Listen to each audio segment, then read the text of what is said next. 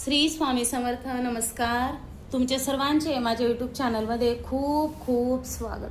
तुमच्या सर्वांच्या इच्छा मनोकामना पूर्ण होत हीच स्वामी महाराजांच्या चरणी प्रार्थना करते आणि आजच्या आपल्या एका नवीन व्हिडिओला सुरुवात करते. आजच्या व्हिडिओमध्ये आपण पाहणार आहोत तर ते म्हणजे बघा कोजागिरी पौर्णिमा. अगदी सविस्तर व्हिडिओ पूजा मांडणी आपण कृतीसहित या व्हिडिओमध्ये जाणून घेणार आहोत. तर यावर्षीची कोजागिरी पौर्णिमा 6 ऑक्टोबर 2025 या दिवशी आलेली आहे.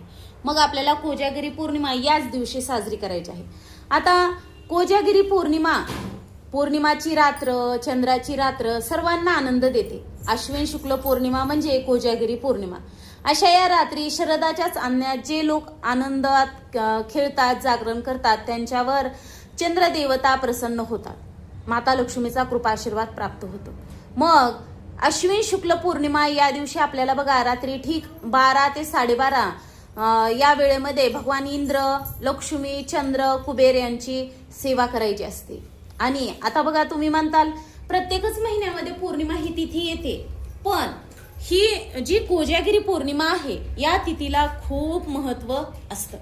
बघा आता सगळ्यात अगोदर आपण चौरंग अगदी स्वच्छ जागा पुसून चौरंग घेतलेला आहे. चौरंगावरती आपल्याला पांढरच वस्त्र घ्यायचं आहे बघा, कारण की आपल्याला ही कोजागिरी पौर्णिमाची पूजा मांडणी जी आहे ती करायची आहे.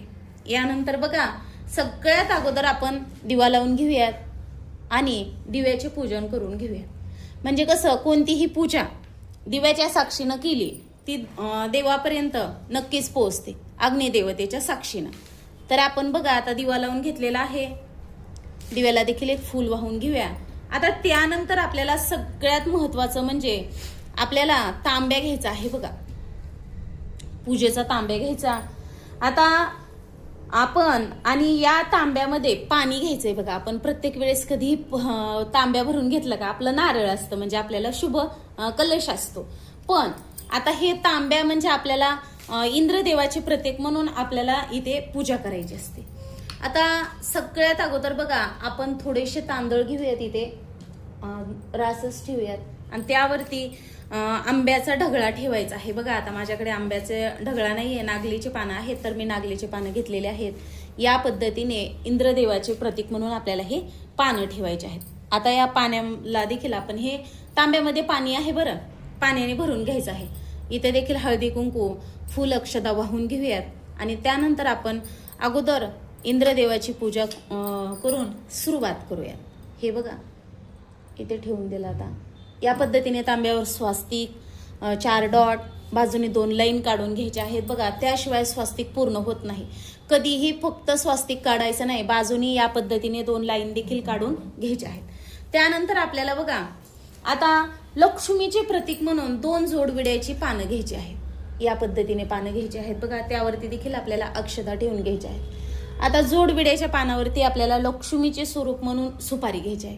तुमच्याकडे असेल तर तुम्ही श्रीयंत्र घेऊ शकतात. आता माझ्याकडे श्रीयंत्र नाहीये तर मी सुपारी घेतली आहे.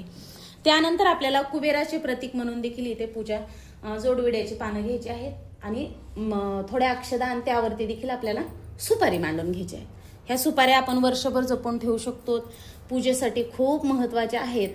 आता आपण लक्ष्मी, इंद्रदेवाचे प्रतीक म्हणून कलश आणि कुबेराचे प्रतीक म्हणून सुपारी घेतली आहे. आता बघा आपल्याला छान अगदी गोलाकार भरीव असं चंद्राचे प्रतीक देखील काढून घ्यायचे आहे बघा. आपण इथे चंद्राचे प्रतीक काढून घेऊयात. या पद्धतीने आपण चंद्राचे प्रतीक काढून घेतलेले आहे.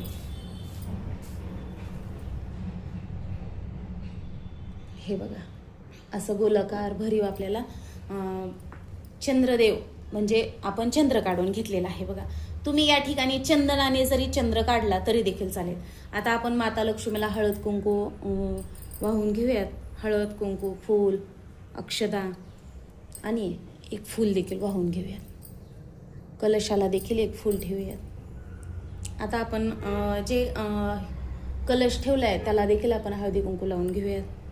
सगळ्या म्हणजे आपण ही पूजा जी आहे ते तुम्ही 12 ते 12:30 या वेळेमध्ये आपण ही पूजा मांडणी जरी करून घेतली तरी देखील चालेल बघा. आणि आपण नंतर आपला जो दुधाचा आपल्याला प्रसाद दाखवायचा असतो तो दाखवला तरी देखील चालेल.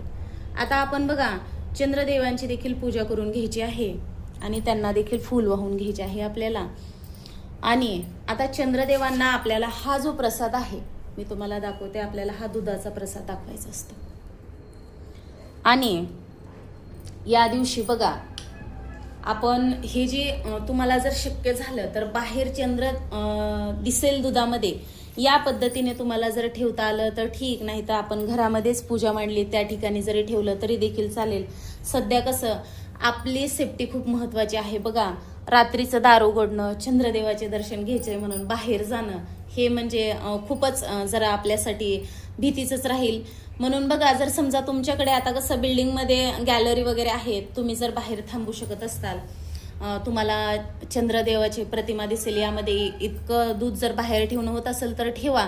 किंवा मग आपण रात्री समजा 12 वाजता आपल्याला ही पूजा मांडून घ्यायची आणि मग रात्री ठीक 12 ते 12:30 या वेळेमध्ये आपल्याला परत ह्या सर्व आपण जी पूजा मांडली लक्ष्मी, कुबेर, इंद्र यांना हळदी कुंकू वाहून घ्यायचं, चंद्राला फूल, अक्षदा आणि हा दुधाचा प्रसाद दाखवायचा. आणि तसेच तुम्हाला सांगते, हा जो आपण हे जे दूध ठेवलं आहे ते फक्त कुटुंबातील सदस्यांनीच प्रसाद म्हणून घ्यायचा आहे. आता तुम्हाला सांगते, आपण हे जे ठेवलं आहे, आपण चंद्रदेवतांना हा प्रसाद दाखवल्यानंतर आपल्याला एक मंत्र म्हणायचा आहे बघा. ऋण रोगादी दारिद्र्यम अपमृत्यू भय शोक मनस्ताप नाशं यतो मम सर्वदा या मंत्राचे आपल्याला पठण करायचे आहे. त्याशिवाय तुम्हाला सांगते, आपण ही पूजा मांडणी आपली पूजाच पूर्ण होत नाही. तसेच लक्ष्मी प्राप्तीच्या सर्वात उच्च कोटीच्या सेवा करायच्या आहेत. तर त्यामध्ये बघा स्वामी समर्थ महाराजांच्या 11 माळी जप करायचा आहे.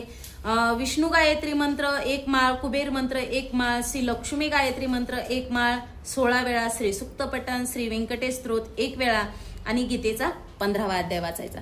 हे जेवढे तुम्हाला समजा मी ह्या सेवा सांगितल्यात, लक्ष्मी गायत्री मंत्र, विष्णू गायत्री मंत्र, कुबेर मंत्र, हे सर्व आपलं जे स्वामींचं नित्यसेवेचं पुस्तक आहे त्यामध्ये सगळे आहेत. जास्तीत जास्त तुम्हाला ह्या सेवा करायला सांगते 1 ते 1.5 तास लागू शकेल. एवढ्या वेळात ह्या सेवा होऊन जातील. आणि अगदी आपण अगोदर ही पूजा मांडणी करून घेणार आहोत, मग सेवा देखील आपण पूजा मांडणी करून घेतल्या तरी देखील चालेल. त्यानंतर बघा आता म्हणजे लक्ष्मी म्हणजे वित्तलक्ष्मी, गुणलक्ष्मी, लक्ष्मी, भावलक्ष्मी या प्रकारच्या लक्ष्मी आता जागृत माणसाला मिळते बघा. जो झोपाळू आळशी आहे त्याला लक्ष्मी आलेली देखील ओळखू शकत नाही तो माणूस. दिवे महालक्ष्मी ही परम दयाळू आहे, कृपाळू आहे, ती हित करणारी आहे. पण या देवीची मोठी बहीण मात्र संकटे आणते, त्रास देते. आता मोठी बहीण म्हणल्यावर तुमच्या लगेच लक्षात आले असेल, आपण तिला म्हणतो अक्काबाई. त्यामुळे या कोजागिरी पौर्णिमेच्या दिवशी आपल्याला जाग राहायचं आहे. जो माणूस झोपतो त्यावरती समजा आता ही जी कारण की ह्या पौर्णिमेचं नावच जागरण करतात, त्यांना सुख, समाधान, संपत्ती लाभते. आता कोण जागतोय तर को जागरती, यावरून या पौर्णिमेला कोजागिरी हे नाव पडलं. याच पौर्णिमेच्या रात्री देवांचा राजा इंद्रही पृथ्वीवर येतो. पूजा कोण करीत आहे किंवा नाही हे पाहत असतात. वारंवार तो कोजागरती असं विचारतो. यावरूनच हे नाव कोजागिरी असे नाव रूढ झालेले आहे. आता कोजागिरी पौर्णिमा म्हणजे जागृतीचा उत्सव, वैभवाचा उत्सव, आनंदाचा उत्सव, उल्हासाचा उत्सव. या दिवशी चंद्र स्वतःच्या 16व्या कलेने फुललेला असतो. ज्योतिषशास्त्राच्या दृष्टीने त्या दिवशी चंद्र पृथ्वीच्या अधिक जवळ असतो. संपूर्ण वर्षात त्या दिवसाचा चंद्र सर्वात मोठा वाटतो. कोजागिरी पौर्णिमेचा चंद्र अधिक आकर्षक वाटतो. चंद्राचा प्रकाश शांत व शीतलही आहे.